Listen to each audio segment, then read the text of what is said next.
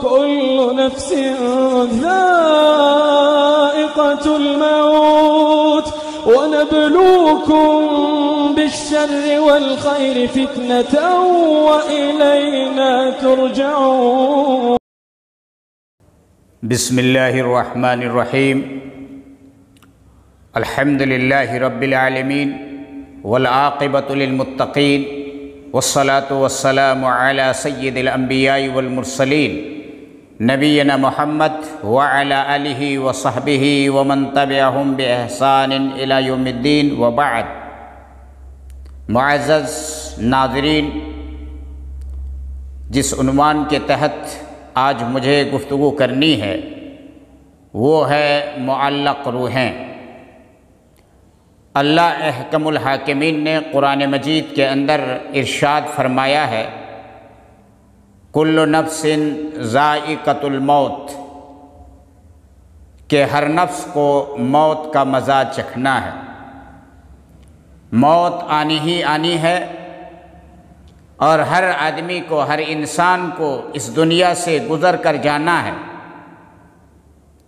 اور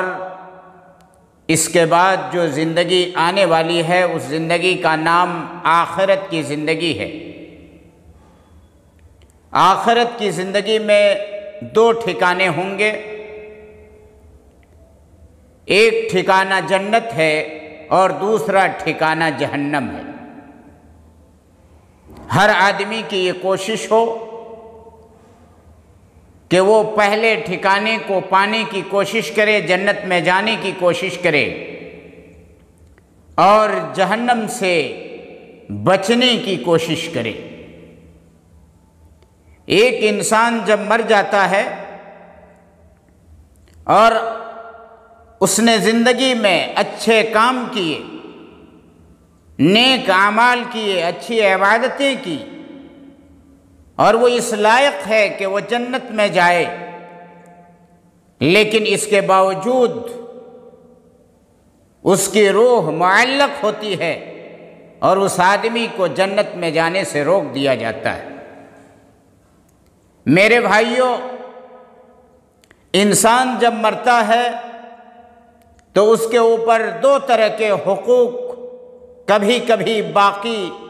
رہ جایا کرتے ہیں. ایک طرح کے وہ حقوق ہیں جو اللہ رب العالمین کے ہوتے ہیں. اس آدمی کی زندگی میں اس کے اوپر حج واجب تھا، کوئی روزہ واجب تھا، زکوٰۃ واجب تھی، یا اس طریقے سے کفارہ اس کے اوپر واجب تھا، اور وہ اس کی ادائیگی سے پہلے مر گیا، تو یہ اللہ رب العالمین کے حقوق ہیں. مثال کے طور پر لاک ڈاؤن کا زمانہ ہے، حج اس کے اوپر واجب ہے. اللہ احکم الحاکمین نے، رب ذوالجلال نے اس کو اتنا مال دیا ہے کہ وہ مکے کا سفر کر سکتا ہے، سعودی عرب جا سکتا ہے اور بآرام حج کر کے واپس آ سکتا ہے، لیکن نہیں جا سکا اور اس کا انتقال ہو جاتا ہے تو اس کے اوپر حج واجب تھا. اب اس کے ورثہ کی ذمہ داری ہے کہ مرنے والے کی طرف سے حج کی ادائیگی کریں. اسی طور پر کفارے کا روزہ تھا، اس نے کوئی جائز اور اطاعت کی نذر مانی تھی، اس کے اوپر کوئی فرض روزہ باقی تھا اور اس کا انتقال ہو گیا. اسی طور پر اس کے اوپر زکوٰۃ واجب ہو گئی تھی، مال موجود ہے لیکن ادائیگی نہیں کر سکا تھا اور اس کا انتقال ہو گیا، تو اس کے ورثہ پر، وارثین پر یہ ذمہ داری عائد ہوتی ہے، یہ فریضہ عائد ہوتا ہے کہ مرنے والے کے اوپر جو چیزیں واجب تھیں، جو اللہ رب العالمین کے حقوق باقی رہ گئے تھے، ان کی ادائیگی کریں. انسان جب مرتا ہے تو اس کے اوپر کچھ انسان کے بھی حقوق ہوتے ہیں. مثال کے طور پر اس کے اوپر امانتیں ہوتی ہیں. کسی نے اس کے اوپر کوئی امانت رکھی تھی جس کی ادائیگی نہیں کر پایا تھا، اور اپنے ورثہ کو، اپنے لوگوں کو وہ بول بھی نہیں پایا تھا، وصیت بھی نہیں کر پایا تھا، اسی طور پر زندگی میں اس نے کسی کا ناحق مال ہڑپ لیا تھا، غصب کر لیا تھا، میرے بھائیوں یہ بہت بڑا گناہ ہے۔ یاد رکھیں کہ اگر ناحق کسی کا مال لیا ہے آپ نے، غصب کیا ہے، تو یہ جس کا مال ہے اس کا اب بھی حق باقی ہے۔ یہ نہ آپ سمجھیں کہ ہم نے کھا لیا حق اور اس کا حق ختم ہو گیا، ہم نے ہڑپ کر لیا اس کا حق ختم ہو گیا، نہیں، اس کا حق باقی رہے گا جب تک ادائیگی نہیں ہو جائے گی۔ اسی طور پر انسان نے قرض لیا تھا لیکن قرض کی ادائیگی سے پہلے اس کا انتقال ہو گیا، تو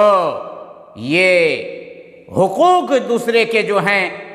انسان کی زندگی میں واجب تھے کہ ان کی ادائیگی کر دیں، لیکن نہ کر سکے۔ اب مرنے کے بعد جو یہ حقوق باقی رہ جاتے ہیں ان کی ادائیگی بھی ضروری ہے۔ کسی نے امانت رکھی تھی، انسان کے مرنے کے بعد اس کے ورثہ پر یہ ذمہ داری ہوتی ہے کہ ان امانتوں کی ادائیگی کر دیں۔ کسی کا مال ہڑپ کر کے انتقال کر گیا، غصب کر کے انتقال کر گیا، زمین دبا کر کے انتقال کر گیا، مکان دبا کر کے انتقال کر گیا، کوئی اور جائیداد چھین کر کے انتقال کر گیا، اس کے ورثہ پر ذمہ داری عائد ہوتی ہے کہ جس کا جو مال ہڑپ کیا تھا اس کو وہ مال واپس کر دے۔ اسی طور پر کسی سے قرض اس نے لیا تھا اور قرض کی ادائیگی سے پہلے اس کا انتقال ہو گیا، تو اس کے ورثہ پر یہ ذمہ داری عائد ہوتی ہے کہ اس قرض کی ادائیگی کریں۔ اللہ کے نبی جناب محمد صلی اللہ علیہ وسلم کی بڑی مشہور حدیث ہے، ترمذی کی روایت ہے، فرماتے ہیں نفس المؤمن معلقۃ بدینہ حتی یقضی عنہ، کہ انسان کی روح معلق ہوتی ہے اس کے قرض کے ساتھ یہاں تک کہ اس کی جانب سے قرض کی ادائیگی کر دی جائے۔ اس حدیث کا مطلب یہ ہے کہ اگر کوئی آدمی جنتی ہے، جنت میں جانے کا مستحق ہے، لیکن ابھی اسے جنت میں داخل نہیں کیا جائے گا، جنت اس کو نہیں ملے گی جب تک کہ اس کی جانب سے قرض کی ادائیگی نہ کر دی جائے۔ میرے بھائیوں، اس لیے ہر آدمی کو سوچنا چاہیے کہ اپنی زندگی میں ہی قرض کی ادائیگی کریں، اور اگر نہ کر سکا تو اس کے ورثہ کے پر یہ ذمہ داری ہوتی ہے۔ اور اگر انسان کی موت اتفاق یہ حادثاتی نہ ہوئی ہو تو آدمی کو چاہیے کہ وصیت کر جائے، لیکن اگر یہ سب نہیں کر سکا تب بھی اس کے ورثہ پر یہ ذمہ داری ہوتی ہے کہ مرنے والے کی طرف سے ان چیزوں کی ادائیگی کر دیں۔ ایک روایت آتی ہے، بخاری کی ہے، نبی اکرم صلی اللہ علیہ وسلم ایک آدمی کی نماز جنازہ پڑھانے کے لیے آگے بڑھتے ہیں، پھر آپ سوال پوچھتے ہیں کہ کیا یہ مقروض ہے، اس کے اوپر قرض ہے؟ لوگوں نے بتایا ہاں اے اللہ کے رسول صلی اللہ علیہ وسلم۔ نبی صلی اللہ علیہ وسلم پیچھے ہٹ گئے اور آپ نے فرمایا کہ نہیں، میں ایسے شخص کی نماز جنازہ نہیں پڑھاتا۔ روایت کے الفاظ حضرت ابو قتادہ رضی اللہ عنہ فرماتے ہیں اے اللہ کے رسول صلی علیہ، آپ نماز جنازہ اس کا پڑھ دیجئے، اس کی نماز جنازہ آپ پڑھ دیجئے اے اللہ کے رسول، اور میں اس کے قرض کی ادائیگی کروں گا۔ آپ آگے بڑھے اور آپ نے نماز جنازہ پڑھائی۔ ایک روایت کے اندر آتا ہے کہ اللہ کے رسول صلی اللہ علیہ وسلم نے اسی طرح اعلان فرمایا، ایک شخص نے قرض کی ادائیگی کی ذمہ داری لی، آپ صلی اللہ علیہ وسلم روزانہ اور بسا اوقات ایک وقت کے بعد دوسرے وقت میں جب بھی ملاقات ہوتی اس شخص سے پوچھتے رہتے کہ آپ نے قرض کی ادائیگی کی یا نہیں کی۔ میرے بھائیوں، اس لیے قرض کی ادائیگی واجب اور ضروری ہے۔ طریقہ یہ ہے کہ جب آدمی کا انتقال ہو جائے تو جائیداد کی تقسیم سے پہلے قرض کی ادائیگی ہو، اور واضح رہے کہ عام طور پر آدمی شادی کرتا ہے اور مہر کی ادائیگی فی الفور نہیں کرتا ہے اور اس دنیا سے چلا جاتا ہے، انتظار کرتا رہ جاتا ہے ادائیگی کا اور چلا جاتا ہے، تو سب سے پہلے ماں کے مہر کو ادا کرنا واجب ہے۔ یہ یاد رکھیں یہ سب سے بڑا قرض ہے، یہ سب سے بڑا قرض ہے۔ اس لیے ورثہ کی ذمہ داری ہے کہ قرض کی ادائیگی کیا کریں۔ بعد میں اللہ کے رسول صلی اللہ علیہ وسلم نے، دوسری روایت کے اندر آتا ہے کہ بعد میں اللہ کے رسول صلی اللہ علیہ وسلم نے یہ اعلان فرمایا تھا کہ اگر کسی آدمی کا انتقال ہو جائے اور اس کے پاس اتنا مال نہ ہو، اتنے اسباب نہ ہوں کہ وہ قرض کی ادائیگی کر سکتے، انتقال کر گیا ایسا شخص اور قرض چھوڑ کر کے گیا، اس کے اوپر قرض تھا دوسروں کا، اور بال بچے بیوی چھوڑ کر کے وہ اس دنیا سے گیا، تو میں اس کے بچوں کی کفالت کا ذمہ دار ہوں اور اس کے قرض کی ادائیگی میں کروں گا۔ اس لیے یہ چیز واضح رہے کہ مرنے والے کے ورثہ اگر موجود ہیں تو وہ قرض کی ادائیگی کریں، اور اگر وہ غریب ہیں، ناتواں ہیں اور مجبور قسم کے لوگ ہیں، ان سے نہیں ہو پائے گی ادائیگی، تو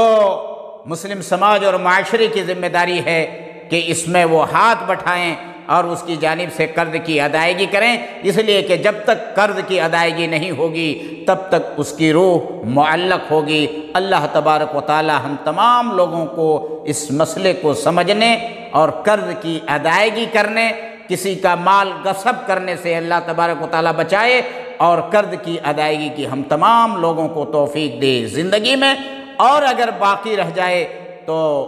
اس کے ورثہ کو اور پسماندگان کو اس بات کی توفیق سے نوازے، آمین۔ وصلی اللہ وسلم علی خیر خلقہ محمد وآلہ وصحبہ اجمعین۔ والسلام علیکم ورحمۃ اللہ وبرکاتہ۔